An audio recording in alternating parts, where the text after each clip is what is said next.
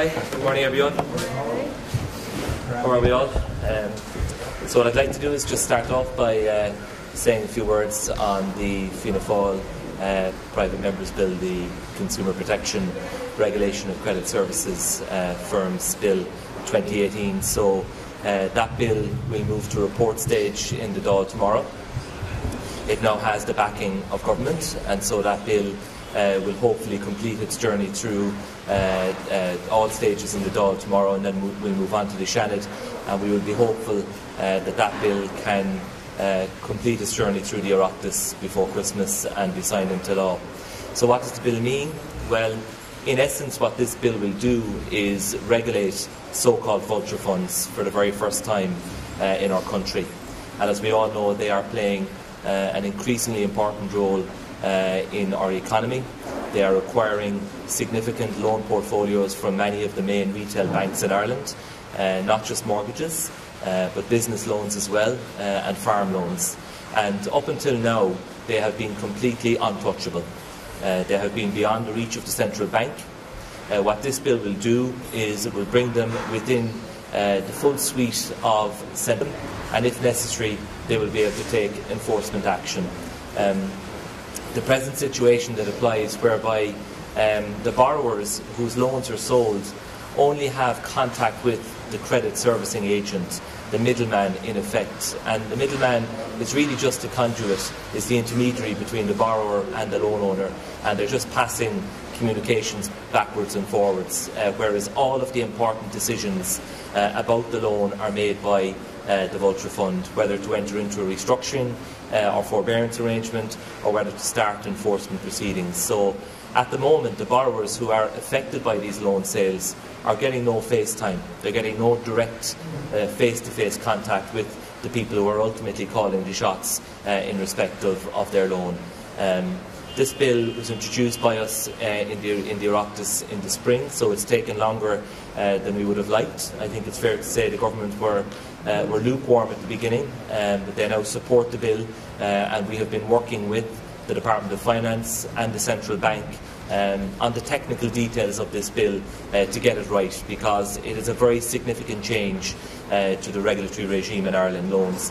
This issue of loan portfolio sales is not going to go away, so we have to make sure that we have a system of regulation in place that protects consumers, that ensures that nobody is above the law, nobody is out of reach of our regulatory authorities, and in essence that's what this bill will do. So we look forward to the debate tomorrow, and hopefully it can complete its journey tomorrow in the Dáil and move on to the Seanad, and we want to see this bill signed into law hopefully before Christmas as priority legislation, which has been brought forward as a private member's bill by Fianna Fáil. So if any questions on that or any other issue. What's the strongest power in this bill to really bring the vulture funds together? What's the highlight of it? Well, I mean, the key issue here is that the vulture funds are now going to be directly regulated and held accountable by the central bank, so they can be subject to enforcement action. So at the moment, the central bank cannot even get in touch with or seek a meeting with or turn up at the offices of a vulture fund. They have no power whatsoever, because currently these are unregulated entities who are exercising huge influence across our country. Mortgage holders, business owners, farmers, who are increasingly finding their loan being sold on. So I think the most important change here is that there is now going to be accountability. They can be inspected, they can be investigated, and they can be the subject of enforcement action. So up until now they have been completely out of reach and essentially above the law. So I think that is the most fundamental change, which really is a seismic shift, but it's one that's long overdue. We've been pressing for this change for a long time, and we welcome the fact that we're now on the cusp of achieving the passage of this legislation. Michael, is still somewhat redundant, given that the central bank gave the vulture funds essentially a clean bit of health in terms of their actions, that, you know, that no one has been essentially disenfranchised by their loans going over to vulture funds as they see it? Well, I would take issue with that interpretation, because there was first of all the leak, which gave the impression that the vulture funds considered far more restructuring options than the banks. But then when you actually read the report the following day when it came out, it confirmed what I already knew, that when it comes to actually entering into restructuring arrangements, they are entering into fewer of them. They're selecting from a narrower suite of options. And if you do get a restructuring arrangement with a Vulture fund, it is more likely to be short-term in nature rather than long-term. So, both of those facts were confirmed by the report last week. And, for people who are in arrears, they should, of course, engage with whoever owns their loan. They should act in good faith, provide whatever information is required, and they, in most cases, want to enter into a long-term restructuring arrangement with a view to saving the family home. So when you actually drill into the detail of that report, it wasn't as benign or as favourable for Vulture funds as the original leak of it suggested. What type of serving in this bill to stop a mortgage loan or a farm loan or a business loan being sold on to a third party? For the loan owner, the bank in this case, to sell on the loan. So you can't. Yeah. But legislation cannot set that aside. So that is a contractual provision which is already there, and if you have a mortgage, if you go and look at the small print, it's actually there in black and white, giving the bank the right to sell on that loan. It would be our view in Fianna Fáil that these loan sales are unnecessary. We think that the banks should be working through their loan books. They should be making decisions on each individual loan on a case-by-case basis. I know that they are under immense pressure from Europe. I would have met with the single supervisory chairperson, Daniel Newey, in Frankfurt when the Finance Committee went there a number of weeks ago, and it's very evident that the pressure is persistent from Europe to reduce NPLs. But I think the banks should be seeking to do that in the conventional way by entering into arrangements with their customers. They are really taking the easy way out, and they are outsourcing their dirty work by selling on loans in this way. So we cannot stop these loan sales, but what we can do is ensure that the purchasers of these loans are directly regulated and held to account, and that's what this bill will achieve when it's enacted. The recent measures have where most of the people enacted are obviously want to stay in a family home, but is there anything that you can say to maybe small business owners like farmers that can go to good properties maybe who have found their loans to be into Vulture funds as well? Are there any protections that this will offer to them or to people in family homes? Yeah, well, we've been engaging over a period of time with the representative organisations such as the IFA, for example. They've done a lot of work on this issue, and they actually came before the Finance Committee to share their experience. And their experience of dealing with these Vulture funds is not a good story. Positive outcomes are difficult to achieve, and one of the frustrations that they would have highlighted again was the fact that they couldn't have any direct engagement. So they were dealing with the credit service. So this bill will allow these Vulture funds to have direct engagement with the borrowers or their representatives. I think that's a really important change. And if they try to circumvent this bill by setting up a shelf company, setting up a regulated entity, then the bill deals with that issue by providing that whoever is ultimately deciding the overall strategy on the portfolio and whoever is making the decisions is going to be subject to this regulation. And so if you have a fund sitting at the top of a pyramid and all the big decisions have to be made at the top, then the firm at the top of the pyramid will have to be regulated under this bill. So, we have consulted widely. We've taken on board the views of the Central Bank and the Department of Finance to ensure the legislation is fit for purpose. It's not a panacea. It's not going to solve every issue of arrears, and we wouldn't present it as being something that can achieve that. But it is a very important change, and it is favourable for borrowers.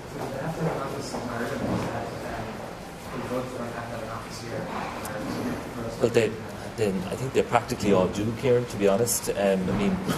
Those details would be a matter for the Central Bank, but to become a regulated entity, then there are requirements that have to be met by way of, codes of conduct, governance arrangements, contact arrangements, the way that decisions are made. They will now be directly regulated. So the Central Bank, to be fair to them, before they allow a firm to be regulated, they require a significant presence, and they require firms to set up their structure so that decisions are actually made here. So yes, I think is the short answer to that. Michael, this is arguably a good example of new politics. Your colleague Stephen Donnelly said yesterday that the confidence and supply review could take several months. Is that your understanding of where things are at? There's reports this morning that I think the Department of Children and Transport don't want to engage in this official briefings that you've been having. So, what's your understanding of that situation? Well, look, the review is ongoing and it's going well. I mean, we're giving a lot of time to it. We are reviewing all of the important areas of policy. We're not putting any deadline on it. Our leader, as you know, last month gave a commitment on the part of our party and gave the offer of ensuring that there would not be a general election until we know where we stand as a country on Brexit.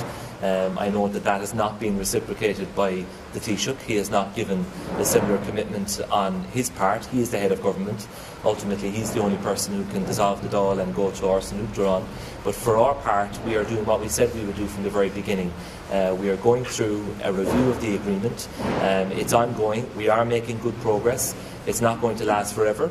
But at the same time, we're not putting any artificial deadline on it because we want to do it right. And you know what is motivating us and what's guiding our approach is the need to ensure that we have a thorough review of policy implementation, because it's ultimately about what matters for people.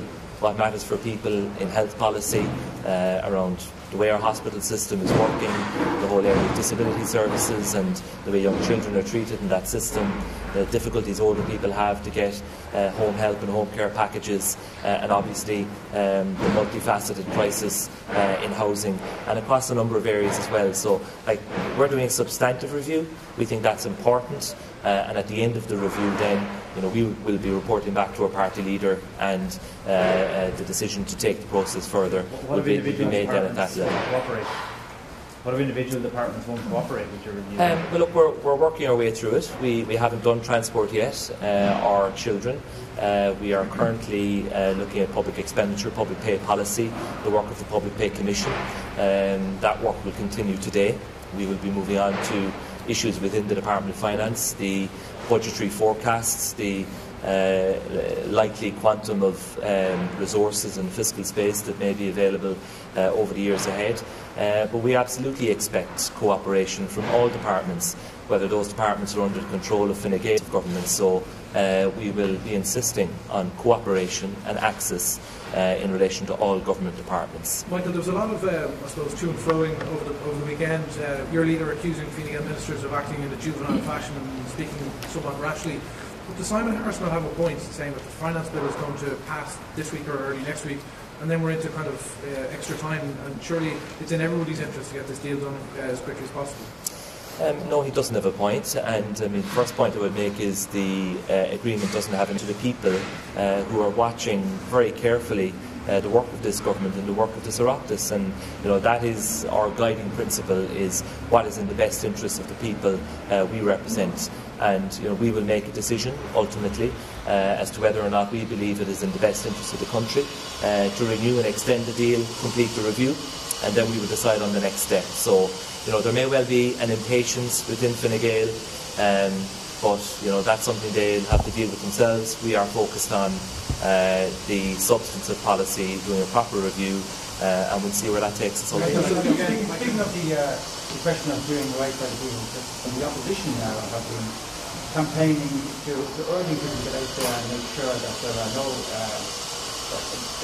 abolitions on the 1st of January 2020. But you, as the guys who address was power in the context of supply costs, will you be making the retention of those flat-rate expenses tax credit an issue with Fine Gael? So this is an issue I raised with the Minister last night during the report stage debate on the finance bill. The Minister can't have it both ways. He can't on the one hand say that this is entirely a matter for revenue, but then when the heat comes on politically, it's postponed for a year, because that looks to me like it is a political decision. So ultimately it is the Minister for Finance who is politically accountable for the administration of our tax system. So this is an issue we will be discussing further with government. The postponement allows some breathing space, but there was no consultation whatsoever on this issue, which could have completely eroded and wiped away any gain that ordinary workers would have got from Budget 2019. So it is a source of concern. It's not something we were aware of in advance. It wasn't flagged with us.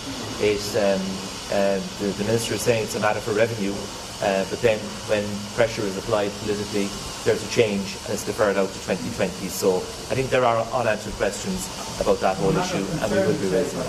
Are you going to make a red line on the cost? Can you give any commitments to the shopper systems and build it and come out there? Well, the commitment I can give is that it will be discussed. I don't set down any red lines publicly, but we have laid out our concerns on this issue. What we need to ensure is that workers are treated fairly, that where workers are incurring expenses in the course of their employment, that they secure tax relief in respect of that. And that needs to be protected because that is part of our tax system, that expenses that are actually incurred, that people get a credit for that by way of the tax system, and it's important that that is protected and ensured, otherwise people are going to be out of pocket. Michael, in your opinion, was it? Sorry.